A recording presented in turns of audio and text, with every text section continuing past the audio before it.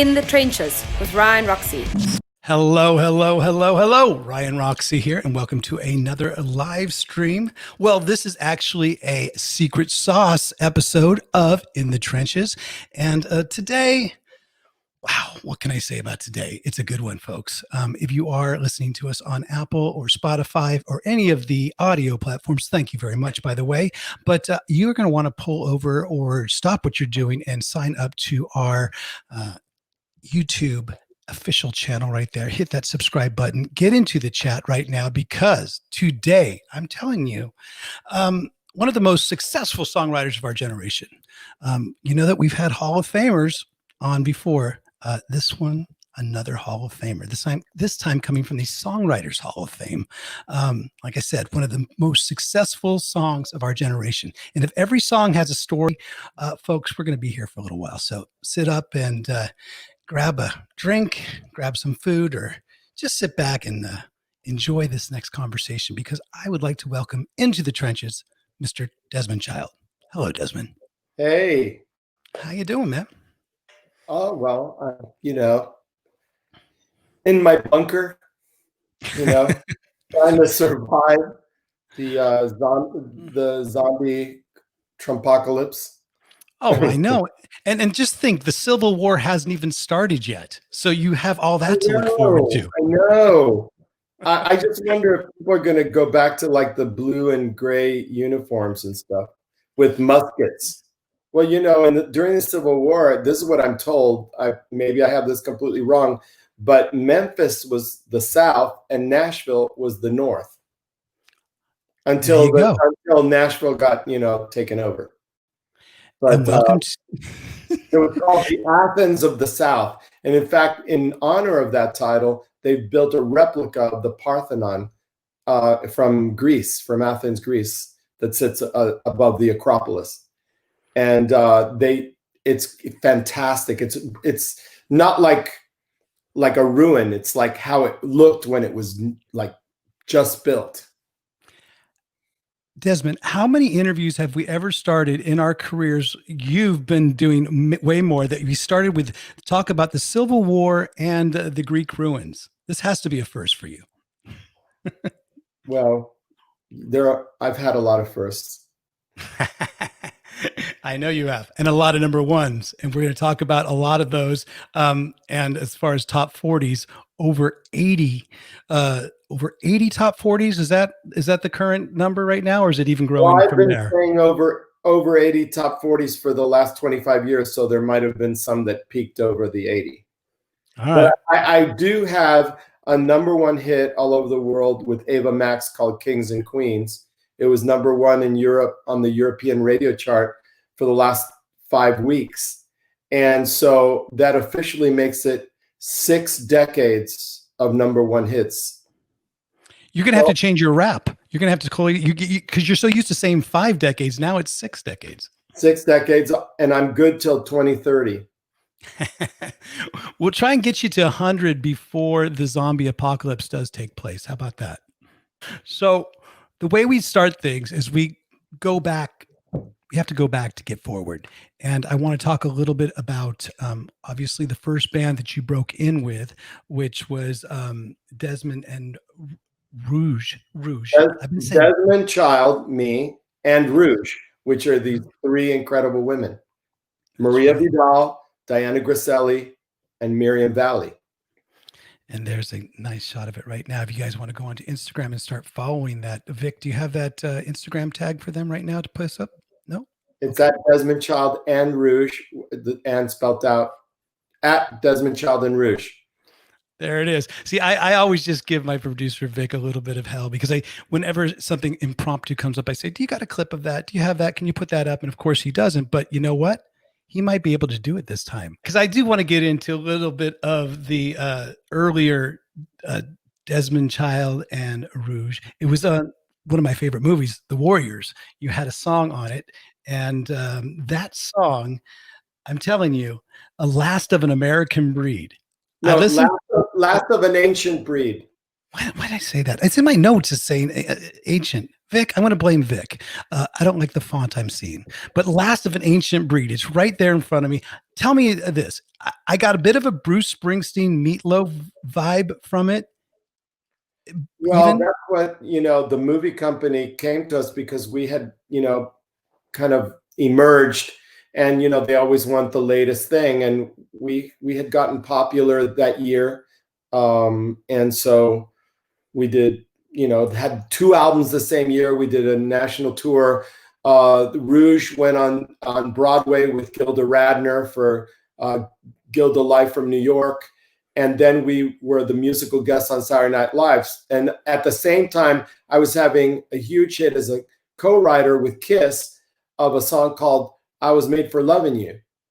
That's So, right. so that year was huge for us. And so the movie company came and, sent us the script and, everything. And so I came up with that Last of an Ancient Breed. I don't know how I came up with that, but they wanted this anthemic, kind of revved up thing. Right. And, the thing is that our first album was way more blue-eyed soul and influenced by dance. But that year, if you see what happened to the Bee Gees, they took every disco record in the world and they burned them and Disco sucks. ran machines over them. I don't know, like in a big stadium, and it was like disco was dead. So we immediately switched gears, which we were doing naturally anyway, and made a more rock record. Now, you have to realize that Bruce Springsteen was like this heavy shadow that fell off on all of us in New York, especially Right. bands. And so there was a huge Bruce Springsteen element to our second album. And then that served me when I went to co-write many, many years later with Bon Jovi, because I had that already in my system, that Jersey sound. Jersey sound, yeah.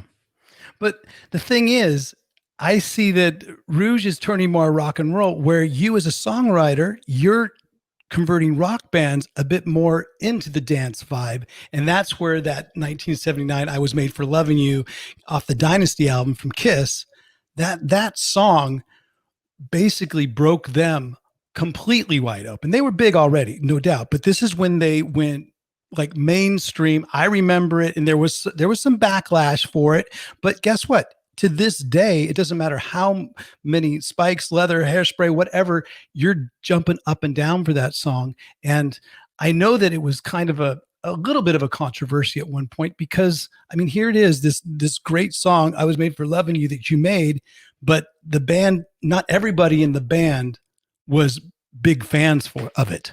Am I correct with that? Well, Gene didn't like it, and even to this day, he'll claim he doesn't like it. Except that, remember that movie Why Him, where they played it all through the movie, and then all of a sudden, the band is actually in the movie, and there's Gene Simmons singing "I Was Made for Loving You." I guess the check was big, and all of a sudden he liked it a lot.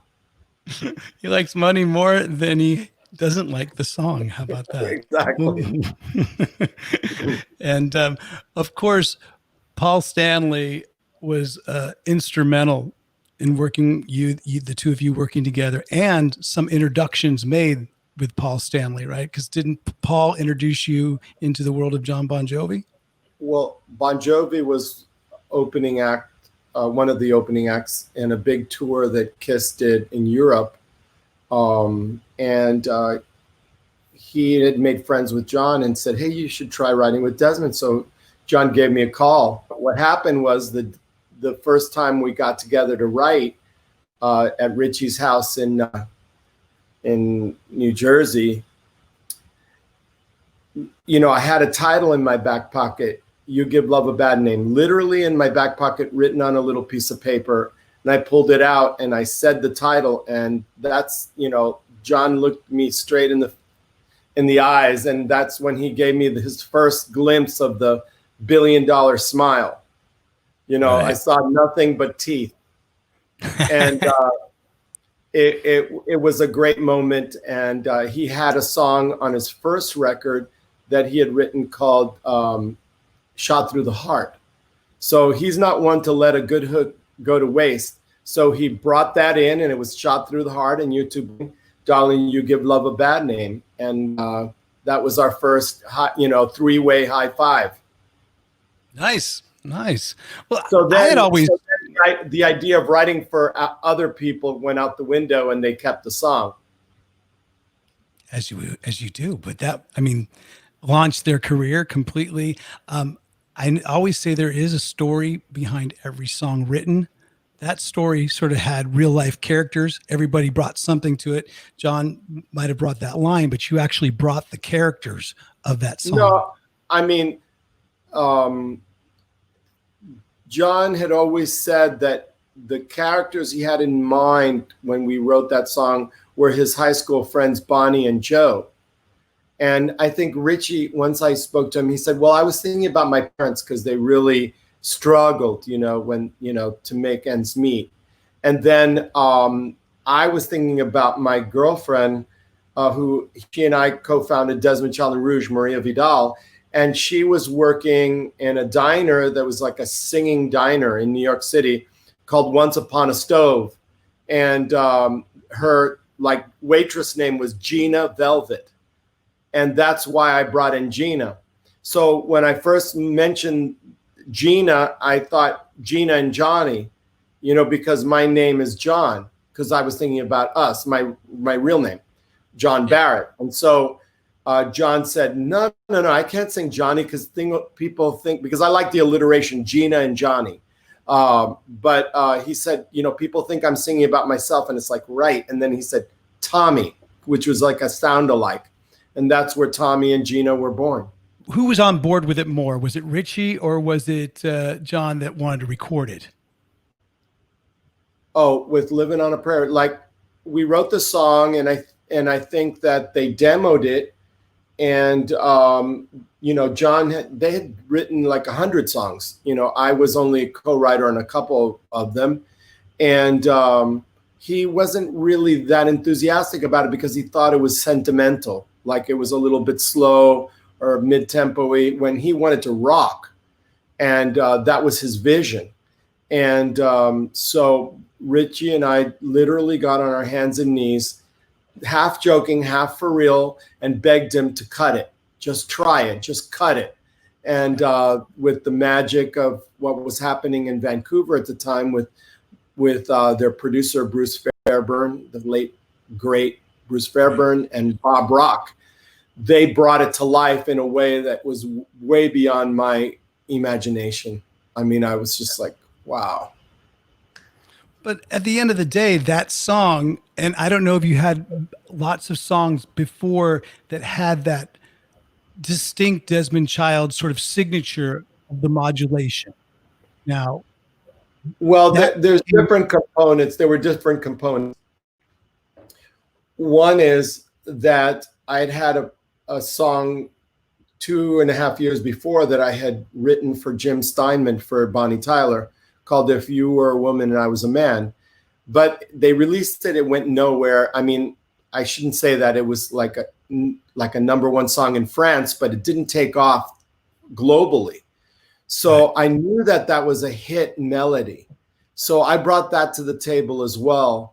And so it was kind of one of those things where I didn't want any of that hit to go to waste.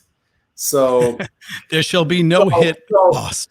One of the things that Picasso always said, because he had a lot of very similar looking work, right? The Cubist look. And he said, self-repetition is style. So it's not redundancy, it's style. So exactly. I always believed in that. And then anywhere I could, I would throw in those chords, like I think we did one called These Times Are Hard for Lovers, with John Waite. And then, it was kind of like, I remember Diane Warren once called me and she said, hey, can you stop using those chords? I'm getting sick of them. Yeah.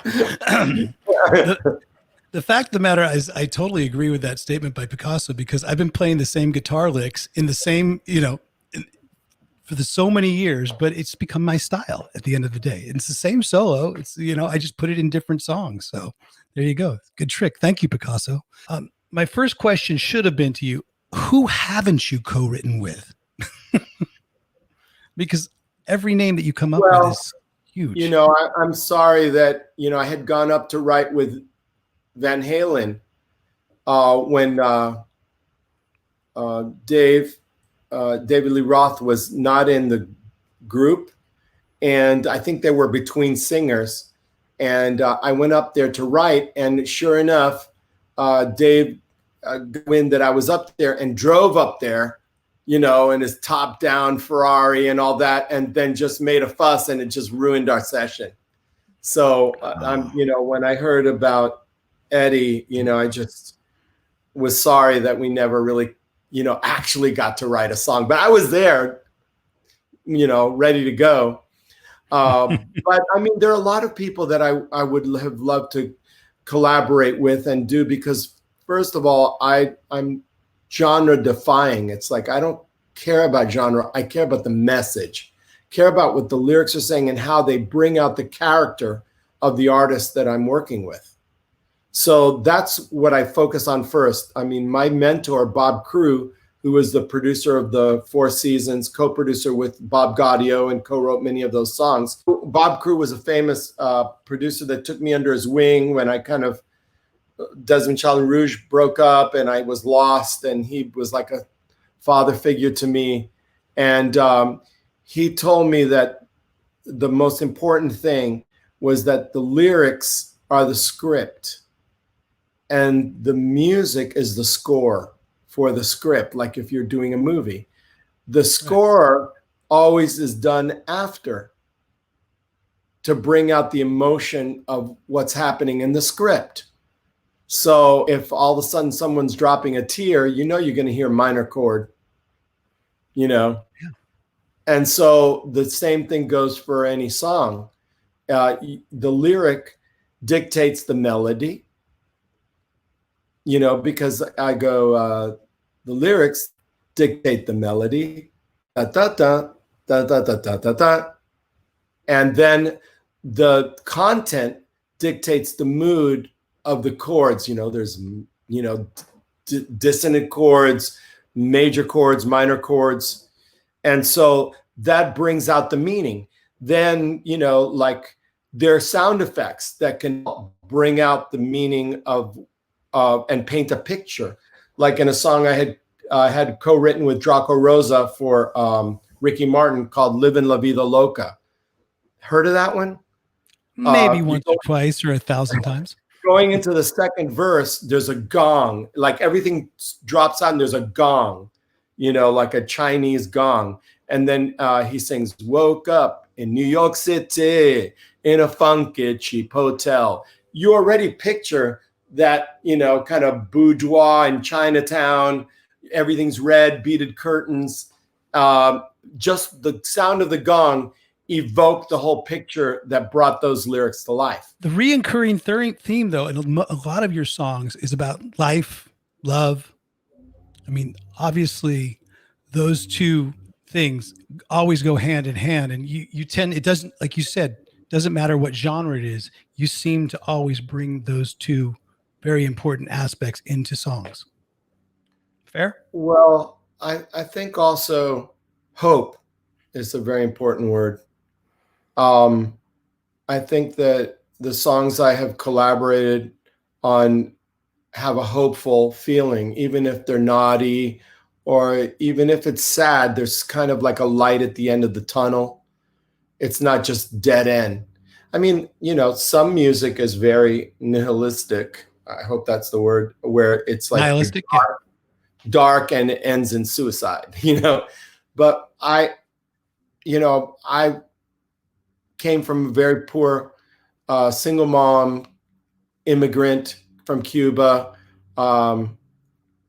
background. We lived in the projects of Liberty City. I don't know if you remember a movie called Moonlight, but that's where I grew up, in that project. In Florida, right? In Miami, yeah. And my mom worked at Burger King. And then she'd come home at night, like at 10:30, 11 o'clock at night with the soggy leftover Whoppers. And we'd just take two tops and recreate it so that the bottom, which was soggy, we'd throw out. And that's what we ate for, you know, a couple of years. That's where she worked. And she was a songwriter too. And she lived for her music. And, you know, we were, you know, kind of my younger brother and I were like latchkey children. So it's like, I don't want to go down. I don't want to go back to the ghetto. You know, I want to be successful. I want to live the American dream. I want all good things for myself, my family, and the world. So that's why I have a hopeful stance, even though I've gone through a lot of very unhappy things. Man, sounds a little bit like the theme of Scarface. The world is yours and more, Tony Montana. Say hello to my little friend. There you go. I can't believe you didn't have a song on that soundtrack as well. No, I lived it. You know, you did. At one point, La Vida Loca. Yeah, exactly. My husband and I had moved to Miami Beach, and we were living on a house on the water, and everything was like, you know, Scarface with the boat in the back, and you know, four houses on the same street, and we were like a Ricky Martin machine. So you know, that was the life, you know. And then when our sons were born, we realized we couldn't stay in Florida because Curtis, at that time, Curtis wasn't allowed to be a legal parent. So we moved to California, and it took 2 years for us to finally get that. And then we, you know, eventually were married in 2013. So we have a whole movie about it called To, the Story of Roman and Nero. And you can see the link for it at tothedocumentary.com. And TWO is based on a poem that John Bon Jovi wrote. He's one of the godfathers, and he wrote this poem called Two, which is featured in the movie. I haven't made, honestly, you know, I've had heights. I've lost a lot of money, you know, selling properties before I shouldn't have. I've overspent. I've done crazy things. I've invested in young artists that I shouldn't have. I projected my own self into them, thinking that they were like me, but they really weren't. Well, what parts of you? I mean, what parts of you do you think that you look for when you're sort of meeting an artist, meeting a new co-writer that you were in? What parts of yourself do you see in that artist that actually you get inspired by?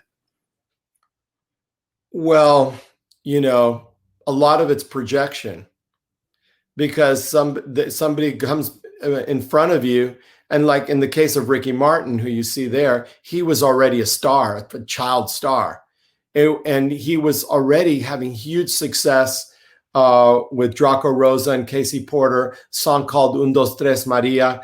I mean, I saw video footage of Buenos Aires. They stopped the city. It was 1 million people came to see him in the middle of the city. I mean, it was bigger than Trump's inauguration. Let me just tell you that. There's no doubt about that. The aerial view was like crazy. And so I knew I had to work with him. And so the idea was to help cross him over to the English international market. And I think, you know, I got together with Draco, and we started with a Cup of Life, which was the World Cup theme 1998. And it became #1 in 23 countries like the day he performed it in the show. I mean, it was so crazy. And then, you know, he sang it at the Grammys, and that's when Madonna went crazy, and the whole world woke up to the Latin music explosion. And he was the one that ignited it with the song that Draco and I wrote, The Cup of Life. Then we followed that up with Livin La Vida Loca. So it was relentless for, you know, those. And I think you did your job of breaking him in. Yeah, I definitely think you guys mission accomplished. I mean, the previous Latin music explosion was with Gloria Estefan, you know, conga and all of that. But then many years went by, and there wasn't a star like she was that really broke through until Ricky came along. And so I see almost like in Latin music, Livin La Vida Loca is was #1 for like 5 weeks. And then you see the bookend, which is Despacito, was #1 for 37 weeks. And it had way more Spanish in it than Livin La Vida Loca. I mean, it had the record company tell me to do an English version. It was like, it is the English version. Well, people aren't going to understand that, and so when the record company put out the first ad, it said Livin La Vida Loca, then in much bigger letters underneath it said Livin the Crazy Life. Like, what? Oh, come on. Wow. Like, who doesn't understand? Like, I grew up in California. I think I knew that. Where I got the title was because of El Pollo Loco. I said, I'm gonna write a song that would be on the lyrics would be on the menu of El Pollo Loco. Like, people will know what that means, So that's where Livin La Vida Loca came out. But nothing else in the song, nothing else in the song is in Spanish. All right. Even and nothing. Her skin's the color of mocha. Mocha is not a Spanish word. It's actually an Arabic word. There you go. It's the little twist that kept Pollo Loco from going after you. You're living the American dream from what we've heard so far. You're in Nashville with your husband, with your 2 kids. You made a documentary about it. And now, how does it feel to be a songwriter, knowing that you have that sort of platform to sit upon and you see what's going on in the world today? Well, last night I actually woke up in the middle of the night, like feeling shaky, like, oh my God, it's like, I just felt like I was losing it. I said, oh my God, did the COVID hit me? It's like, I haven't left my house in 4 months. It's like, how did it reach me? I didn't feel well. And I realized I'd been so stressed by the whole election process, by the, the presidential and then the vice presidential debate. We should be moving, respectfully, cautiously towards each other instead of like clinging to the edges of madness on the ends. We just, the left and the right are getting so extreme, their butts are touching. And, there has to be something that keeps us together. And, going back to music, I think music is one of those things, because you can go to speak to somebody that's, they think that they're all, America and all this kind of stuff. But guess what? They love living on a prayer. Right. What can you say about that? That's what it unifies everybody. I'm telling you, your songs do that. And if you go to a Bon Jovi concert, you see every walk of life there and every age.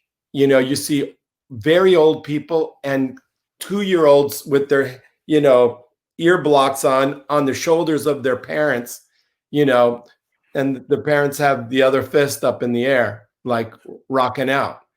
So wow. when you go and, Bon Jovi always waits to the very last encore to sing Living on a Prayer, because no one's going to leave that stadium. It could be midnight until that song is sung. So, right. And then when they do sing it, you can't even hear the band. The people are singing it so loud. They're screaming it out like it's like their life depends on it. And that's kind of like that kind of passion is rare to find in a song. And I'm very grateful, to my co-writers, John Bon Jovi and Richie Sambora, because, our chemistry together and, just everything was going for us when we wrote those songs. And everything was going for you in such a big time as well, because it was such a string of hits back then. If you think about, that was right around the same time as, and I don't know how far the years were spanned apart, but it was the same time as the Joan Jett, I Hate Myself for Loving You. A few years old, but Joan Jett seems to always reinvent herself, and you pushed it on a new medium with Sunday Night Football, because you basically, did you rewrite the song and that Carrie Underwood's singing now, or how did that whole? Yeah, originally it was, Waiting All Day for Monday Night. Then they moved Monday Night Football to Sunday. So it was readapted. And for years, it was Faith Hill that sang it. And then Pink did it one year. And then it went to Carrie Underwood. And because she's a country artist, they kind of said, oh, well, you should write a new one, her and her team. Let's write another one that's more Carrie Underwood-ish. And I think they tried it for a few years, but by popular demand, it's been back. And it was last year they had actually Joan Jett playing guitar on it. Yeah, I saw that. And then there's a new opening now. I didn't see Joan on it, but it's like, wow, it's like very impressive.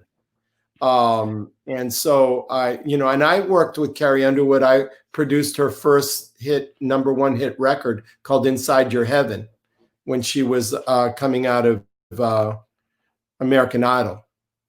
And so I have a strong connection with her, from that. Eyes run deep. I see. Man, I just see it. Of all this, because I say there's so much information about the songs that you've written that one flew under the radar for me, because I have, working with Cher, as far as female artists go, you wrote with Cher a bunch of songs. You also are very happy to have written with Barbra Streisand, and that's been recent. Now, was there a time before? No, I mean, I've been pitching songs to Barbra Streisand for, decades, and they were always rejected. They weren't right. And it really took diving into her music. I was asked, she was making an album called Walls. And it was her kind of 2 years ago, it was like her statement, her protest album. And she, co-wrote with, John Shanks and Jonas Mirren, Carol Bayer Sager, Jay Landers, Stephen Dorff. I mean, like great songwriters. And Jay Landers, who is her music supervisor, executive, asked me if I'd try writing a song. And, I call him the Barbara Whisperer. And, is that what it takes? I immersed myself in her music from the beginning to the present, and I started to really get it in my bones. Like I started to understand what vowel sounds really make her voice shine, what melodic jumps, lift her music the way it does, and gives us goosebumps. So I remembered the first time I ever saw Barbra Streisand was in a movie called Funny Girl. And I was 15 years old. I think it was 1967. There's a scene in Funny Girl. I think it's, kind of midway through the movie where she kind of gets her groove on and she jumps on this tugboat on its way to Manhattan, and she's going to make everything happen for herself. And she sings a song called Don't Rain on My Parade.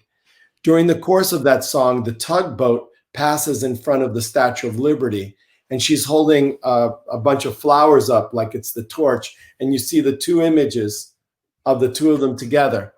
And I remembered, it's like, wow, because Barbara is like Lady Liberty to me, her politics and how much she cares, right, about equality and about immigration and everything. And the Statue of Liberty is the symbol that welcomes immigrants to our shores. And in fact, I don't know if you've noticed, but for the last 4 years, she's kind of disappeared off the map. In fact, there was a congressman that wanted to rip out the bronze plaque at the bottom of it that says, "Give me your tired and your poor, your huddled masses yearning to breathe free." He wanted to rip it out because he said, no, that she didn't mean that. She wasn't about that. She was about freedom. I mean, it's crazy. He tried to put that through, Congress or something. And, that got shut down. But I felt like, the Statue of Liberty is female. She's strength. She's about, like welcoming, people to our shores, the people that dared to cross an ocean. Like my father, after World War II, he made it to England. From England, he took a ferry, not a ferry boat, kind of like this immigrant boat, and it pulled into New York Harbor. and through the fog, he was standing there, and all of a sudden he saw the Statue of Liberty emerge, and in the fog, and he said it brought him to his knees. There's another song right there. You've already written. Well, I wrote it. I put it all into Lady Liberty, and it's on her album Walls. It's I think track number 5, and I solely wrote it, and then she and I co-produced it together. And it was incredible to be in the studio with a legend like her. You know, I think she had made already like 37 albums, and right. I think almost every album she ever made went to #1 instantly. And you know, and when she went to sing, and she went reaching for those notes, it's like goosebumps. She sang it like she did People or Papa, Can You Hear Me? I mean, she sang with that tone, and it's like, wow, Streisand has arrived. It was so incredible. And Great so I really would encourage people to go and listen to it. It may not be their favorite style of music, but you can't deny the power of someone who actually lives the words that she's singing. And for these times, because there's a lyric in it that goes something about that terrible September when we stopped and cried together. Remember. That's 9/11 in a line. That's when we all stopped being, assholes and became Americans together. And we need to get back to that. Good. Well put. Man, do you ever get to go into the studio and see these moments, people recording your songs while they're doing? Have there ever been any moments when you're behind the glass and you see that performance and you go, shit, this is going to be a big one? I'm so focused on the kind of perfection of the performance that I'm like, not really sitting back and enjoying the music. I don't do that until I finally put the vocal together. But like in Streisand's case, she sang one warm-up track and then 2 like full out, and then she left. That was it. All I had was 3 tracks. That's all she needed. I remember hearing a story that for the song, well, I don't know if this is true or not, but Bob Crew told me this, and he was around in those days, and he knew her. And when she went to record People, there was an orchestra, full orchestra, that was waiting for her. And she had that limo just go round and around and around to like 1:45 when the musicians were supposed to leave. And she walked in with a big fur hat and a big fur coat. And she walked in front of the mic, and everybody straightened up. The orchestra director started the orchestra. She sang it, and she walked out. That's what you hear when you hear the record. Because she could. Yeah. Not many people can like that. The only other story I heard of someone doing a one-ticker like that was Whitney Houston. She walked into the studio, she sang the track, she took the headphones off, she walked out. I don't know if you ever got to write a song with her. No, I never got on that. It was like so competitive. Like every great writer in the world, like focused on that and kept sending Clive tracks, which he'd put every song for Whitney on hold. I think he had like 500 songs on hold, because I suspect he didn't want those songs out there being cut by Mariah Carey or somebody else that would be competitive. Right. So you always live with that hope that she was going to cut your song because Clive had it on hold. So you had everybody walking around saying, hey, I've got a hold with Whitney Houston. And they go, well, so do I. Yeah. Like, sort of 40 other in this town. Oh my God. So he was cornering the market on hit songs. Good for him. Well, there you are. Yeah. I heard he's still collecting songs for Whitney Houston. Just in case. That's funny, man. The thing is, well, by the way, folks, let me just tell the crowd what we're doing in the chat. You are listening to In the Trenches. We have legendary songwriter Desmond Child with us today. Thank you very much for supporting the show, and hit that subscribe button. Of course, if you'd like to support us more, maybe listen to this. Hello, Tess here, the intro voice of In the Trenches with Ryan Roxie, and we really hope you're enjoying the podcast. In each of our almost 50 episodes so far, we have brought you many full-length insider interviews with today's hardest working rock musicians and entertainers. Now, we are ready to take In the Trenches to the next level, and we want you involved. We are planning a number of once-in-a-lifetime episode specials, interviewing some of the major names in rock and roll, and we want you to be in the show. Here is how it works. In each special episode, we have a maximum of 3 on-stage passes available. You will be invited into our virtual studio and be able to ask our special guest your own question face-to-face. Your on-screen experience with the guest will be immortalized and broadcast for the world to see. Take a look at the names of our next special guests and recording times and get your VIP on-stage pass now. But there's even more good news. We are also inviting exactly 4 lucky souls to a private after-show fireside chat with Ryan and our special guest of the week. By securing your backstage pass now, you will hang out for 20 minutes after the show and make lifelong memories. So Ryan Roxie, who are the special guests for the upcoming In the Trenches specials?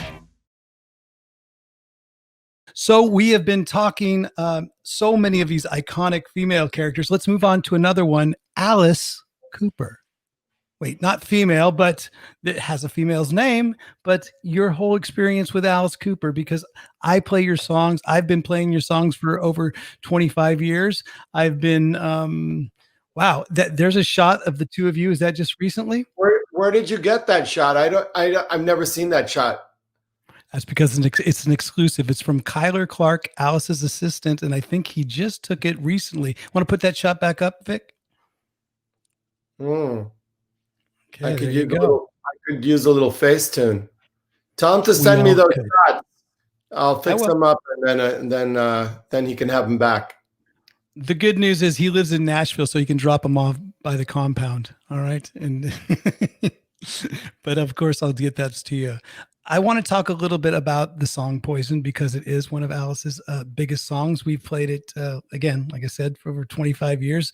That modulating pre-chorus is one of the most popular things in music and frustrating. I credit that pre-chorus for getting me into the band, Desmond, just so you know, because the day that the auditions happened, all the other guitar players were messing up that pre-chorus modulation, and I buckled down. I said, if I just play those chords right, I think I got this gig. So how did that whole process come about with that song? And had you already been working together? No, I mean, I got asked to make this record, and, I was hired to write and produce the whole record with him. And that particular song, I remember being in a little hotel room in North Carolina, and we had a little rented keyboard. And then, I was thinking of it like Phantom of the Opera or something. It was like, because the whole thing was, anything having to do with Alice, remember that Alice Cooper is a character, is a theatrical, iconic, global archetype. The person behind it is Vincent Fournier. And so he explained to me that, Alice Cooper has rules. There are rules. And one is, if he's bad, then he has to pay the price because he's a preacher's son. So there's always a punishment. If you cut a head off a doll, then you go in the guillotine. And so, right. And so in that particular, I want it to sound like this mad, operatic Bach, something that kept modulating. You didn't know it was going modulating up, then down. That I can't even play it myself. I don't know how I managed to plunk that out, but I did.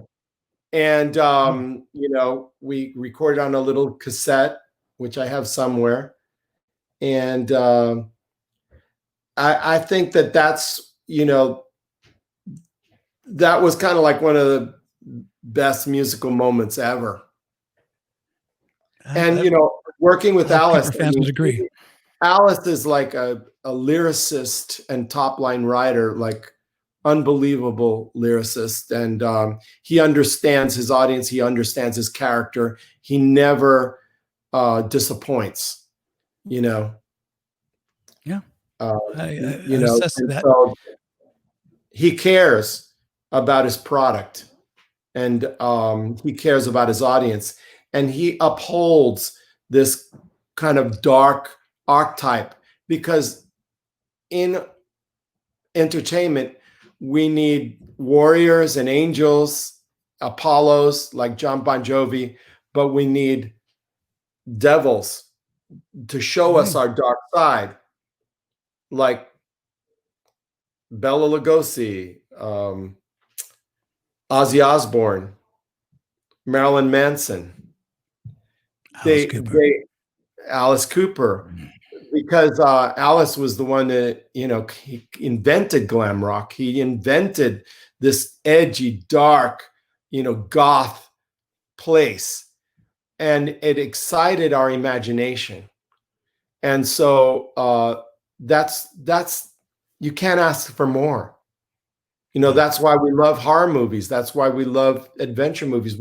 That's why we love Bond villains. You know, can't wait to see the Bond villain again, because it reminds us of our dark side, and it kind of lets us live vicariously through the dark side. And then we don't have to be bad. We can stay good. But deep down inside, he's reflecting the reptilian dark side of our DNA and nature. Us. Yeah. And so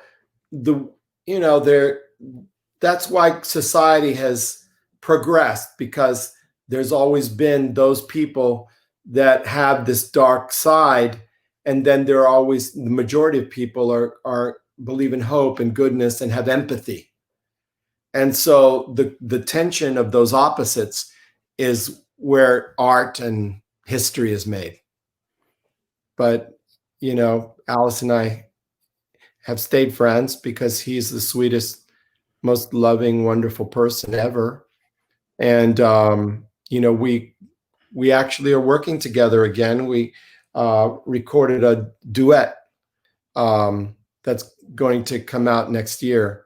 And so I'm looking for an action movie to get it into, because I have my deal at BMG. And so I've decided to put out all these duets or invitations, like I host a song and then bring, you know, in someone. I did one last month with Countess Luann from The Real Housewives of New York, a song that I co-wrote with Carol Bayer-Sager and Jay Landers called Viva La Diva.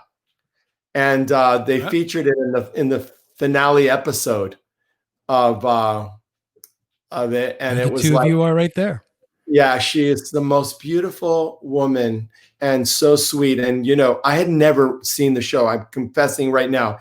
I only saw it for the first time when I was on it, like a few weeks ago. I'd never seen it before. A lot of yelling.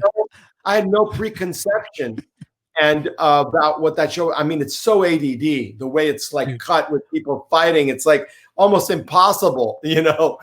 And my wife listens to it. And, you know, a lot of times she'll be getting ready for work and she'll be having it on the computer and she'll be listening. And I just go, who's fighting now? Was there a lot of screaming and yelling in your episode? Yes. But, you know, it's like people putting her down, not believing that, you know, she was actually going to be able to sing as well as she did. And, you know, being real bitches, you know, and, you know, she had a very rough year last year. And so she's kind of like was trying to to come into some kind of brighter, happier place for herself. But I mean, that's the show. If you don't have that, then you don't have a show. But I'm grateful. I'm grateful that they got into it and then they featured it. So, Right. you know, I just love her, and she's just the best fun. She's, you know, the best fag hag any gay guy could ever have. Well, here we are. Here we are hanging out with Desmond Child, and we are talking about the bad year that she had. But you know what? We've all had a pretty bad year. Let's admit it. And 2020 was shaping up to be a friggin' great year until all this crap hit. I don't know about you. I was in Australia and New Zealand, and you know, Alice doing a tour of that, and then all of a sudden we came back on the plane and basically the world shut down.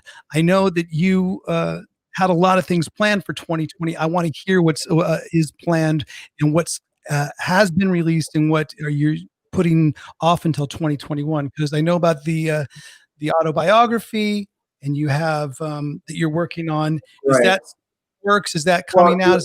yeah, it's coming out next year, and it's called "Living on a Prayer: Big Songs, Big Life" with David Ritz, my co-writer, and He's I'm great. very He's done so proud of many. it. Yeah, He's he done did so many Joe great ones. Perry's book. He just came out with Lenny Kravitz's book. I mean, he did, you know, Jesus, Marvin Gaye, Aretha Franklin. Shit. I mean, it just goes on. He's written like 60 Well, or more. he's basically the Desmond Child of writing books because he's written them with everybody. Yeah. And so the day we met, I had seen an interview. I didn't even know he had written Joe's book. I had seen an article in the New York Times where he had written an unauthorized biography of Aretha Franklin, because he had done her biography, like ghostwritten it, called From These Roots. But he was very unsatisfied with that book, because in the end, you know, everything was softened and, you know, all that. So he just went for it and wrote this like massive book called Respect. And when I read the review of that, I said, no, I have to work with him. So he agreed to meet me. And within 2 questions, he had me in tears. You know, so yeah, I well, knew obviously he knows how to get right to the heart of the matter and how to push your button to the truth button, and boom. And so it's been really 4.5 years of us working on it, and I'm finally ready. And I wanted it to come out this year, but I decided to hold off. I'm going to publish it myself. You know, because there are all these, you know, Amazon and Ingram and Kindle. They all have programs that anybody can put out a book. You know, I had all these different deals offered to me, but in the end, I didn't want to let go of the control of the book. I'm too personal. So I think I'm going to do it that way. And then right now, October 16th, Desmond Child and Rouge is re-releasing the 2 the new material original albums.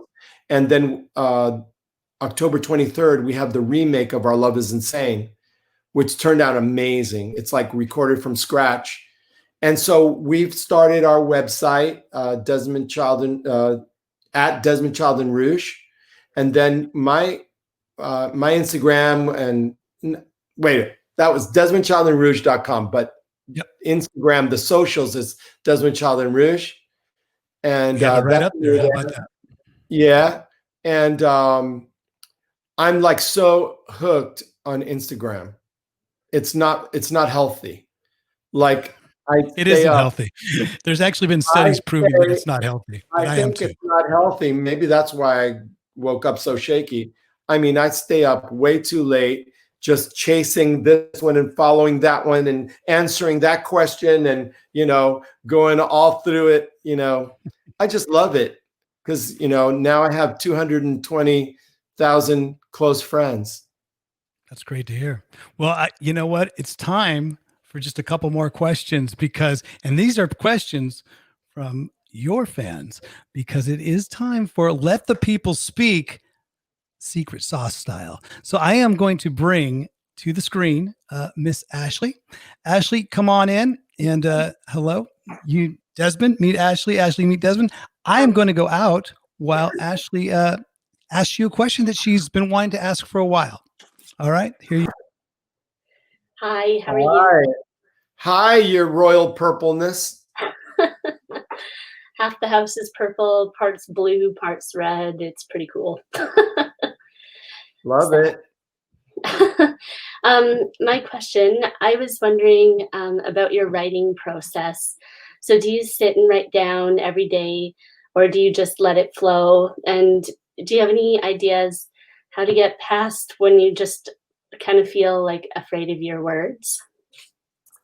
Well, the way I get out of it is because I co-write, you know, and that way I rise to the occasion because I don't want to let my co-writer down. And so when it's time to write, the ideas come flooding in because I'm also a little bit competitive. So I want to make sure I have the best ideas. And so that gives me energy. And, you know, I'm a bit bossy too. And so if I were to just sit down at the piano right now, I would like probably go blank. You know,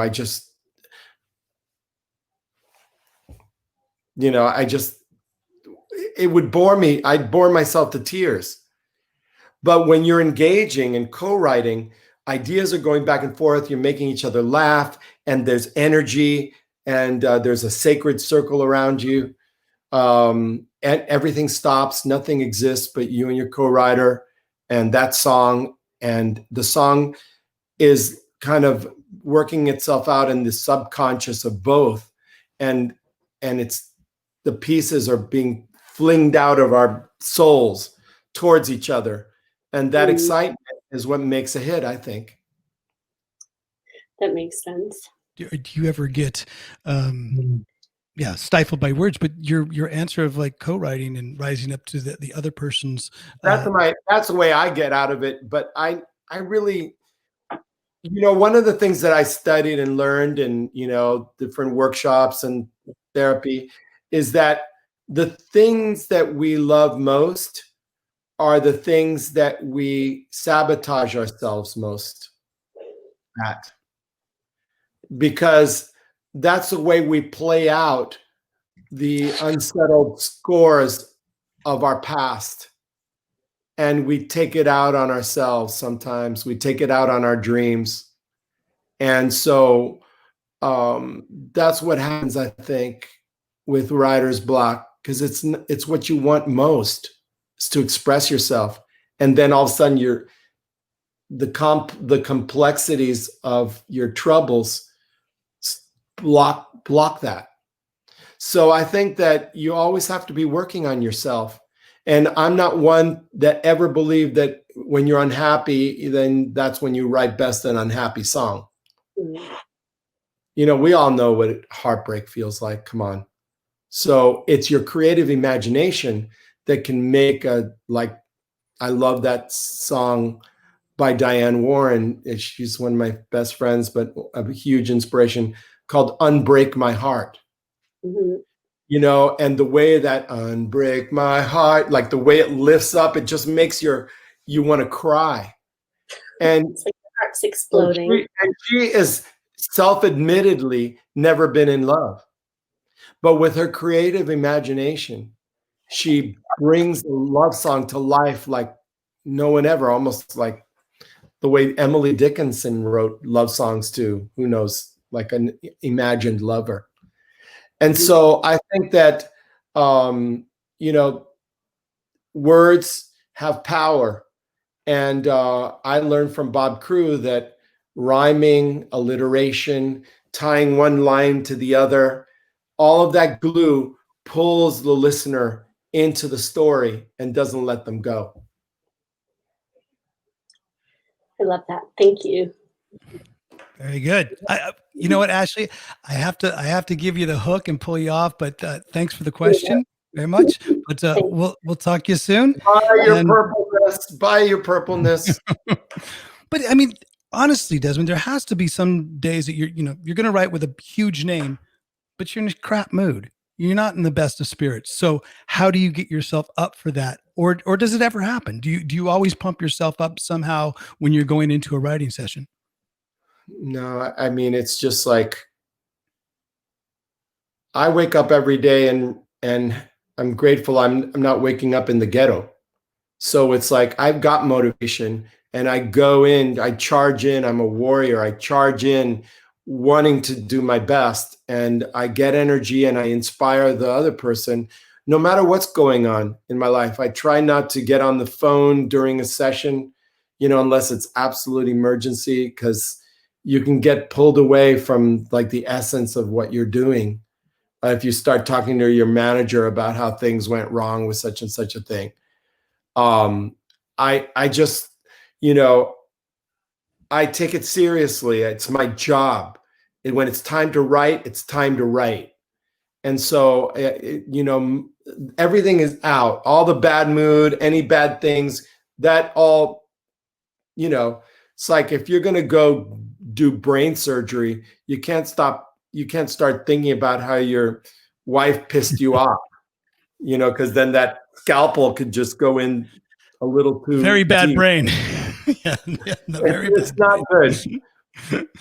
Oh man.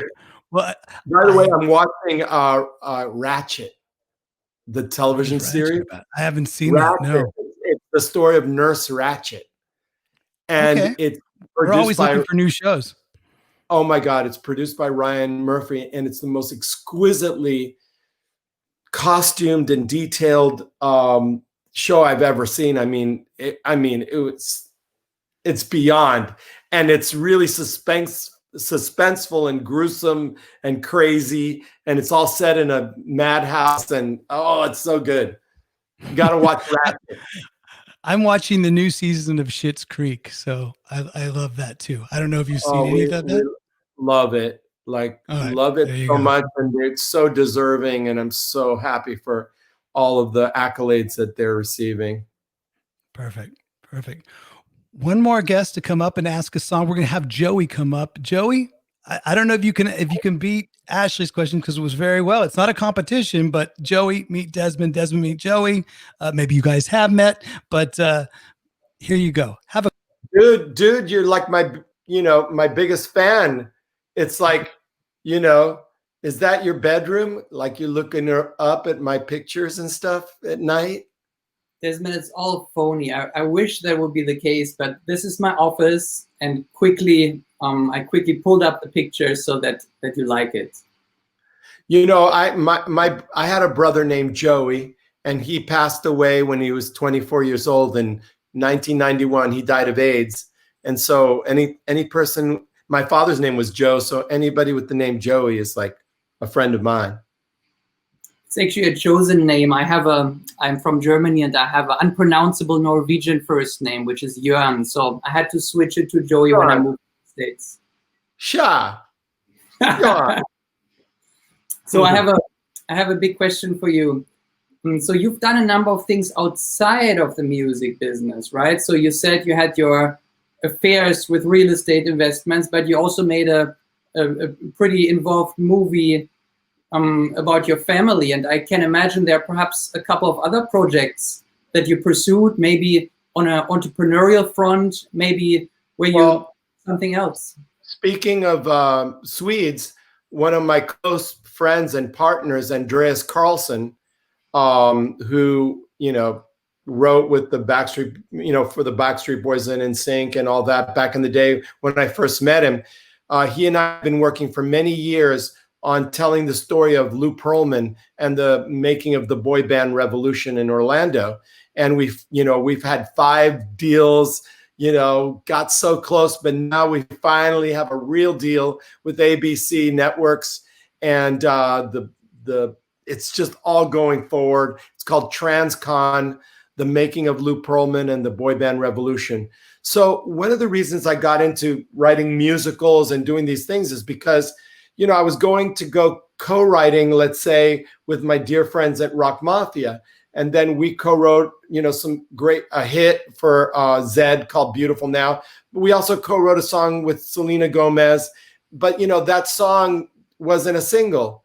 So it's like, wow, I want to be a buyer, not a seller. I want to be somebody who chooses the songs that go into something, not be there with my hat in my hand, hope, please like my song, And so that's why I learned to, in this new world, to think big and to try to go for it, even though it's like, if it were that easy, everyone would be making their own TV shows and movies and all of that. It's daunting. You have to have luck on your side too, and a really great idea. So what we're going to do is, of course, there's the songs from those periods, but we're going to write new songs, and we're going to write the music that goes along with it. And we're going to do soundtracks, that go with it, and it'll keep me busy for a couple of years. Wow, got it. Okay, so you're mostly active still in the music business, but you are looking at different sides and perspectives in it. That's great. Well, I once saw Dolly Parton on Larry King many years ago, and she's always so beautiful and poised. And he says, why did you open Dollywood? Why did you do this? Why did you do that? I mean, you've done it all. Why do you keep going? And she says, because I want to be an active participant in the entertainment business. And it's like an active participant. And you can be an active participant to your dying day. You just have to keep trying, even if it doesn't go anywhere. It's like the guy who's like 100 years old and he decides to start taking Italian lessons. It's like, why? Because he wants to. Because and I do things because I wanna. And you can't start getting logical about these things. You have to go with your passion. Yeah. And you have to apply it to your future. I think what every fan is looking to, of course, they like talking about what you've done in the past, but I am mostly interested in what you're going to do next. That's where that's what's coming up in life. So I totally understand that.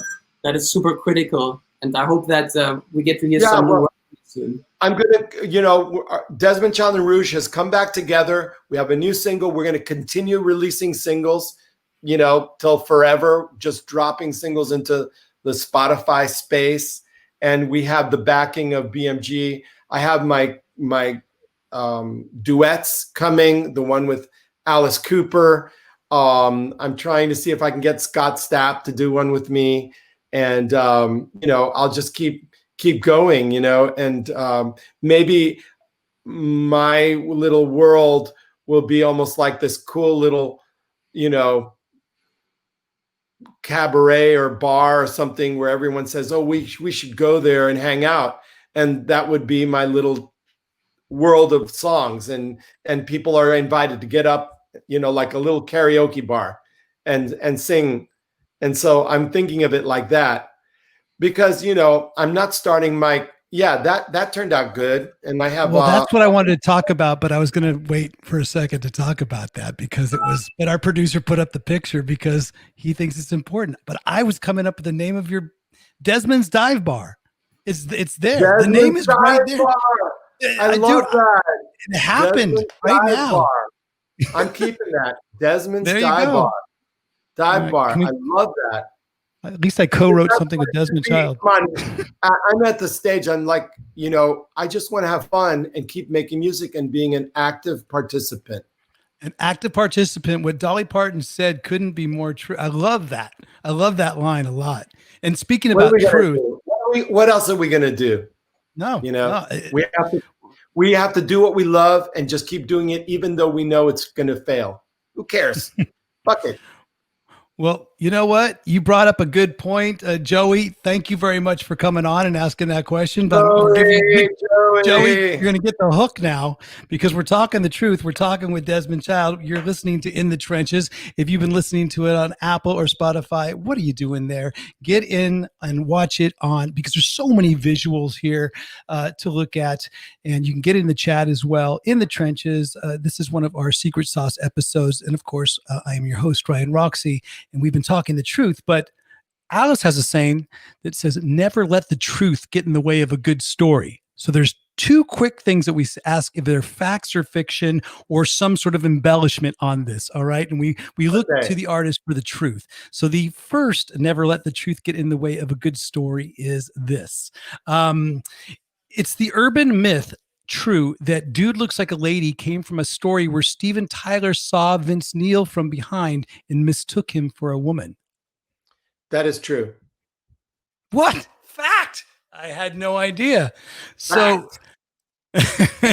and when it went into now, did he come in with that story to write the song, or did it just happen? No, it was within the first 10 minutes of me, not even within the first 3 minutes of me walking into this big airplane hangar where they had set up the stage show.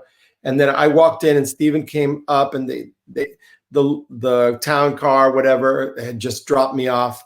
Walked in, big doors, and there was Steven. And then there was the stage, and there was 100 guitars, all looking like, like an army of guitars on the floor. And I heard some music, and then Steven said, "Hey, come on back here." And so Joe had done this backwards guitar that went da da da da da, and then Steven started going, "Cruising for the ladies, da da, cruising for the ladies." And I had not said one word yet, and I said, "That's really bad."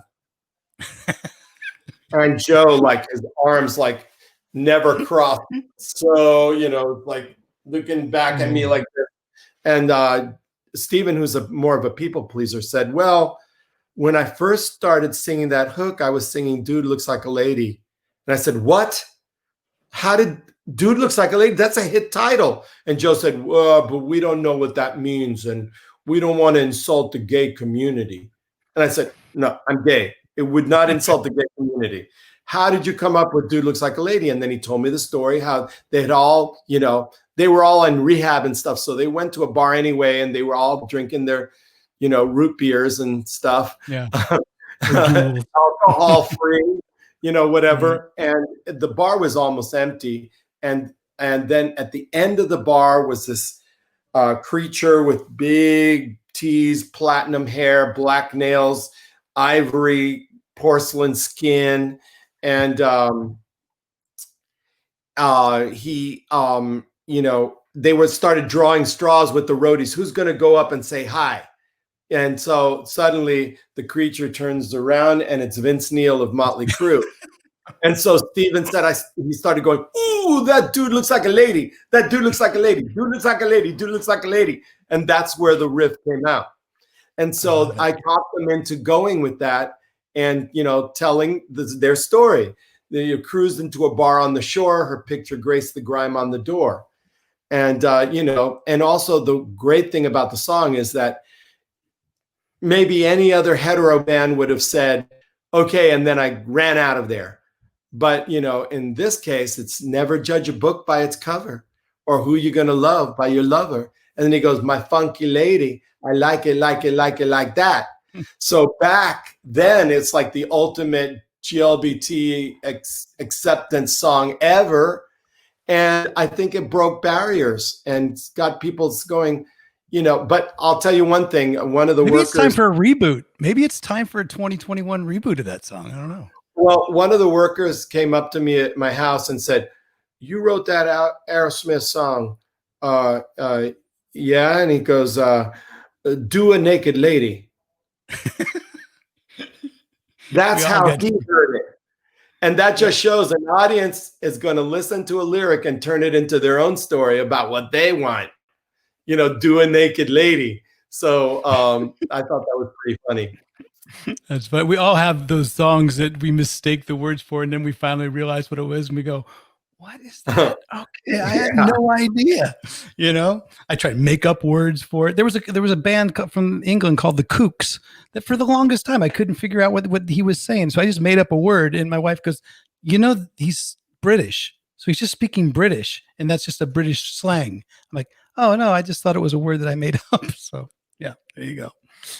Oh man, So in any case, that's the story on that, and it helped to break their album Permanent Vacation. I would say that was the reboot of Aerosmith, to be honest with you. Yeah, and then the Right? next day, Joe didn't show up. I don't know if he liked me. I bet he didn't. And so Steven turned up by himself, no roadies, no nothing. And there was this little Wurlitzer piano up against the stage. We sat there together and we wrote Angel. So not to be outdone, Steven didn't turn up the third day, and Joe turned up, and we rewrote Heart's Done Time. Damn. So that's why my name modern is day Lennon McCartney, man.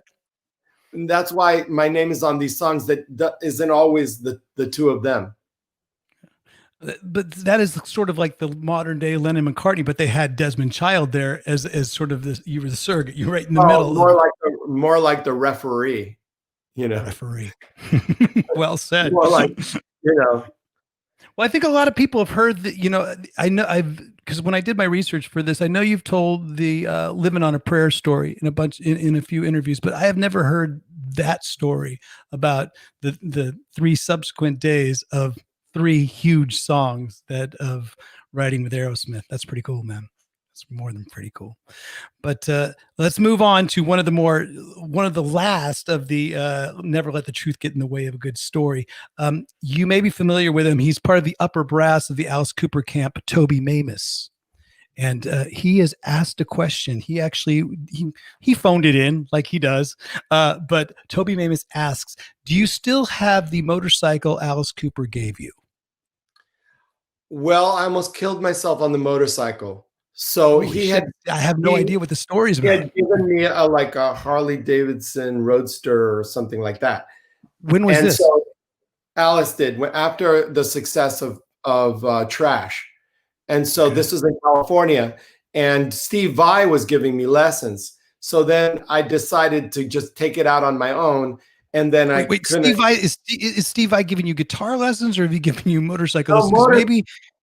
Maybe you should have had a different teacher than Steve. He would have taught you guitar, but not motorcycles. No, he was like a huge biker. And so he gave me lessons. So I went and took it by myself. And then all of a sudden I lost control of it, went up on somebody's lawn, looked like I was going to go through their plate glass window, and stopped at the very last minute. So I just walked it back to my house. You know, I ruined my back, just walked it back. And I said, no, I can't do this. So he had the gas tank. He had put this like incredible Alice Cooper, like, you know how you do on cars and stuff, of his face, and it said Demon Child, you know, which was, you know, a reference to me, Demon Child. And so I had that taken off, and, you know, a new tank, and then I sold it.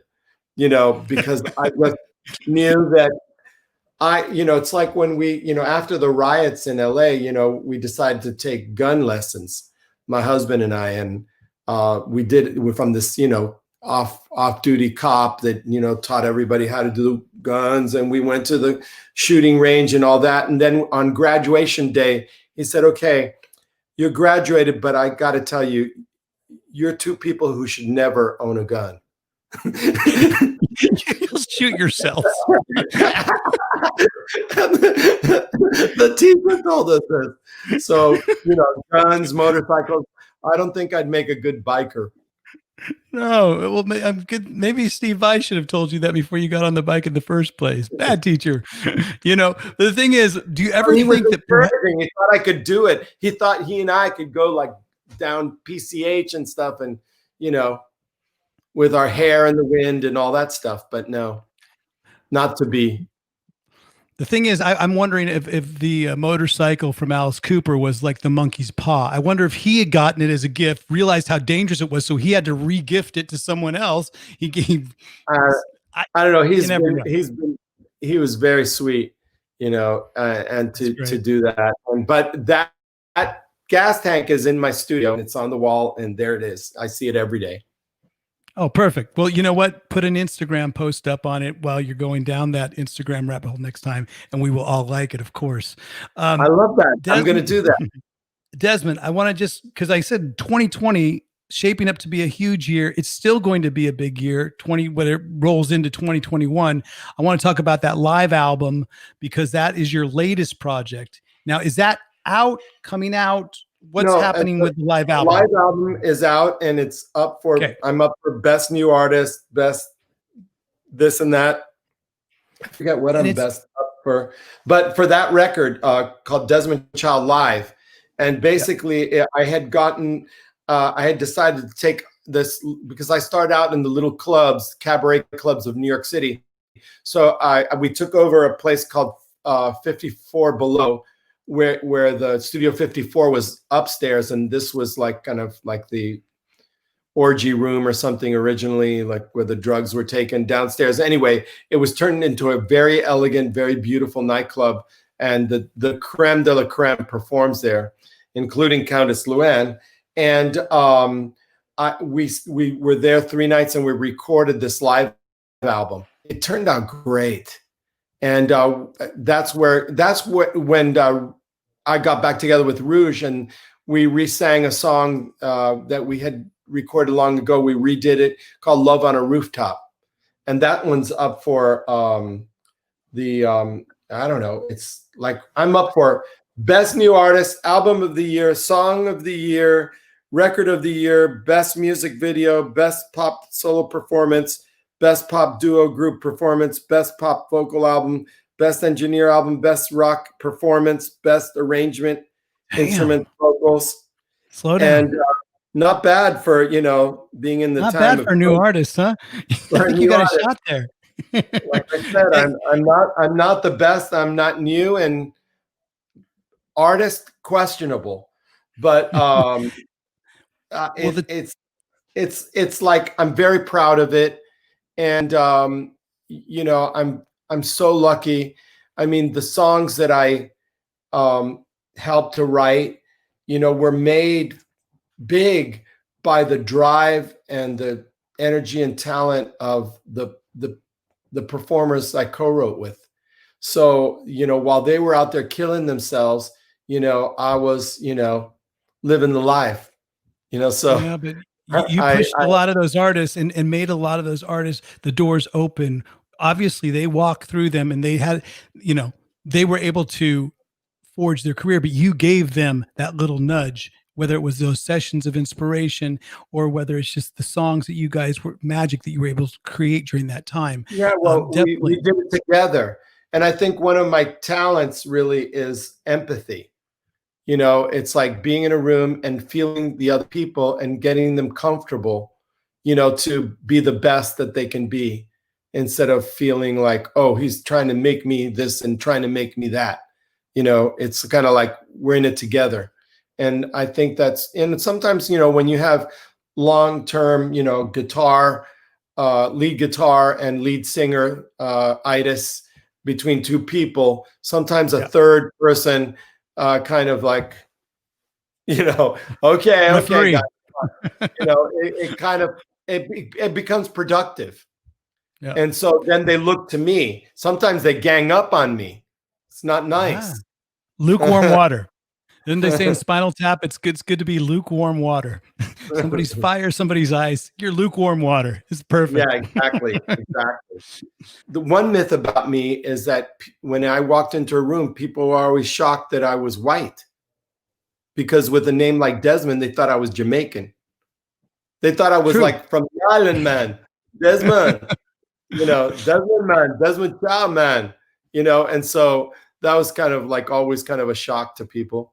Well, I know you've probably been asked a million times, how do you go from John Charles Barrett to Desmond Child? But just to clear the record, because we've gone through everything else today on In the Trenches, how did that switch make and when did it make? When I got to high school, I saw my name was John Charles Barrett. They call me Johnny Barrett. My mother was Cuban, but my stepfather, whose name I had, was English American. His parents were from England. And there was this girl on the lawn of the school during lunch, and she was playing her own songs. And her name was Debbie Wall or Deborah Wallstein. She had these names. And I was just, touched by her because my mother was a songwriter. So we became deep friends, and we started co-writing together and decided we were going to, because remember, this is like, Jesus, 1969, 1970, and this was hippie times. So we wanted to have our duo be called Night Child, like all one word, Night Child. And you know what? I was in a band called Starfire. I was in a one-word band called Starfire a couple of years later, 70s. But yeah, I like that one word, Night Child. Yeah, Night Child. So she became Virgil Knight, N-I-G-H-T, and she named me Desmond Child because we were fans of. I didn't know what gay was or anything. I just knew that I was attracted to boys and girls. So I thought, oh, well, I'm like David Bowie and like, Mick Jagger and stuff. I'm like, whatever I want to be and all this kind of stuff. Later, I found out I was more gay than I was bi, but that was when I grew up. But I had boyfriends and girlfriends, and I wanted to be a rock star. And so it was pretty crazy. And so it came from a verse. That's how I became Desmond Child. The thing is, unfortunately, your internet was a cliffhanger. That was more of never let the internet get in the way of a good story. We should maybe change the segment to Vic. Never let the internet get in the way of a good story, which it just did. But the point is, the song, your name, Desmond Child, came from the Beatles song, Obadi Obada. Desmond, yeah. And what was the line from that? Yeah. And what's the line that line in the verse? I don't know, something about like Desmond would stay home and paint his pretty face. Okay. So I related, to me because I was like, there's a picture of me and my girlfriend at the time, Lisa Roberts, who her code name was Lash LaRue, and she was like a year older than me. So she was the older woman.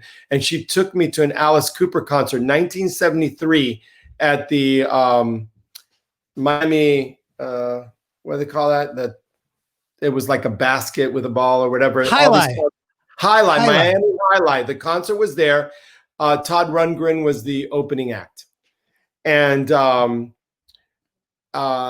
she dressed me up in her like clothes, all, like goth with like these black rhinestones under my eyes. And I mean, it was crazy.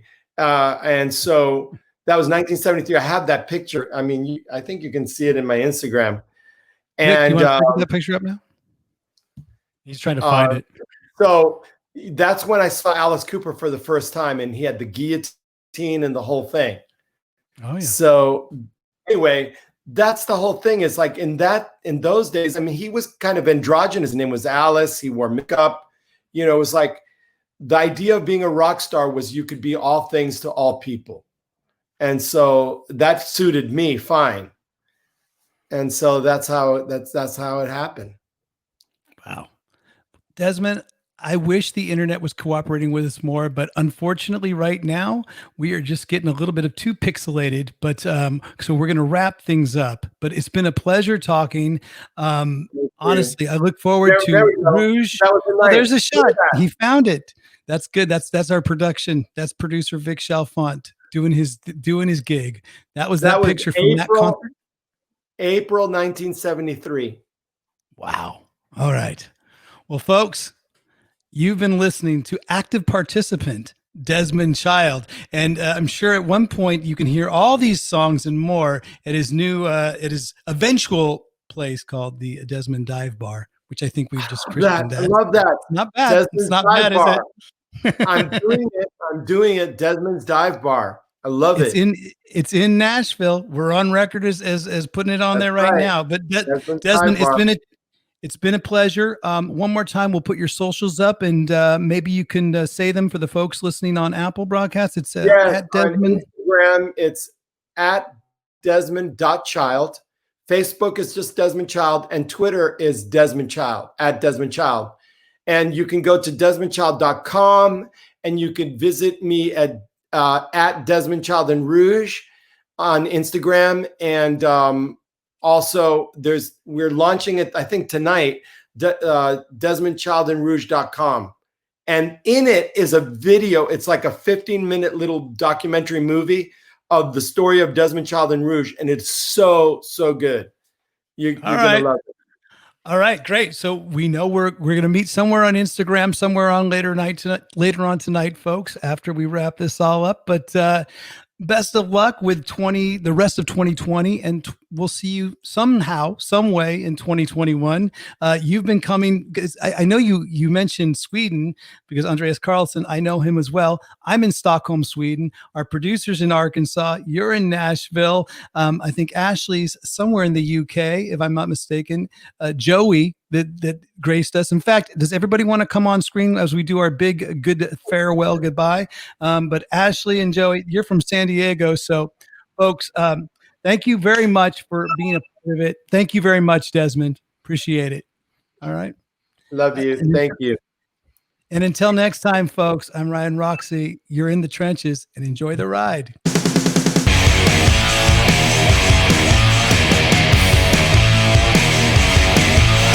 In the Trenches with Ryan Roxie.